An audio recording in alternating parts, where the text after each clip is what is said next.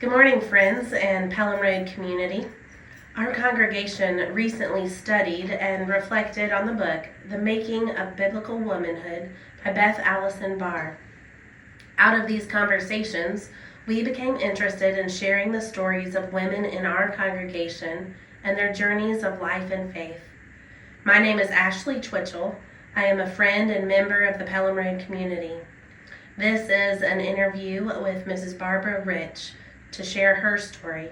Thank you for speaking with us today, Barbara. To get started, please tell us a little bit about who you are, a little bit about your family and your background, kind of like a little elevator speech on your life. Thank you. I'm happy to be here today. My name is Barbara Rich. I'm the wife of the former pastor here at Pelham Road Baptist Church. I grew up in Monticello, Kentucky, a town you've probably never heard of, but it's very small. And I went to school in college at Carson Newman College in Jefferson City, Tennessee. I then did graduate work at Union College and at Furman University. I served as a music teacher here in Greenville County for almost 30 years and enjoyed that very much. Had a career as a music teacher. I've married the love of my life, Ron Rich, and we have 3 children. We have 8 grandchildren and 2 great-grandchildren. So we're very busy at times keeping up with that crew. But that's a little bit about me. Thank you. Sounds like you do stay pretty busy keeping up with everybody. Now we have a few questions to discuss related to community, relationships, and legacy. To get started, tell me a little bit about the people who have influenced and shaped your life.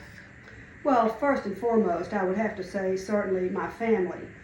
They unconditionally love me and often sacrifice for my welfare. They provided a Christian environment in our home also. I never remember not going to church with my family to every service. And truthfully, sometimes it bothered me that we had to be there every time the door was open. But I was greatly influenced by the people there and by the love of the church. I was also influenced by several people there in that church. I'm going to name them because later on I think one of your questions has to do that I will refer to this. I was greatly influenced by Mrs. Eads, the Sunbeam or children's worker, Mrs. Ryan, the GA worker, Miss Hickey, the Bible drill worker, Miss Fields, the YWA director, and especially Miss Ruth, who was my private piano teacher, as well as my Sunday school teacher and my 4th grade teacher. I give her credit a lot for encouraging me to use my talents in the music of ministry of God's glory that I've done through the years. It's neat to see how those stories of those people shape you and how your life unfolds from there. Tell us now a little bit about what your roles have been here at Pelham Road.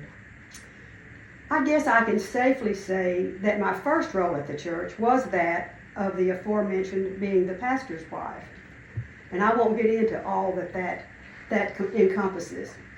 I took that very seriously though, and am very grateful for the ministry that we were able to share here together. That's my husband and me. My major role at Pelham Road though was with the music ministry. I led children's choirs. I was an organist and the, quote, interim adult choir director for almost 7 years. Serving through music has been my role here and in all the churches that we have served. How has Christianity, or the church in general, changed in your lifetime? Oh, greatly. But for the sake of time, I will address this briefly and to the point. Christianity, in its basic meaning, hasn't changed, but the importance of it, the involvement in it, and the way it is expressed have changed. We need only to look at statistics of declining church attendance in the country and in our own denomination to see this taking effect. Certainly, that is true. Now a little bit maybe about how has Pelham Road changed from the time that you first started attending to now? Well, of course, it has drastically changed in physical appearance. I began attending here in a house turned church with a trailer for Sunday school and nursery. Both were grossly inadequate and unimpressive. Even so, there was a feeling of community and of Christian togetherness. As time evolved, though, membership grew and we were able to build the worship center, the child development center, the educational recreation space, and add staff. Consequently, we now have many more thriving ministries that we're able to serve God's love. It's neat to see that growth throughout the time. The next question changes a little bit to some of your own story. How would you like to be remembered? Well, I can answer that very simply. I would like to be remembered as a person who was kind, caring, thoughtful, fun, musical, and whose faith was exemplified through these traits. That's beautiful. Our last question is, how have you seen the roles of women in church change in your lifetime? I'll refer to the question you asked earlier on, who had shaped and influenced my life. You probably noticed that I listed many women, and I named them purposely for that reason. Throughout my life, I made many observations that women played major and vital roles and kept the church going many times through their families and their professions and in many other ways. But they were never fully recognized for that. I saw that even as a child.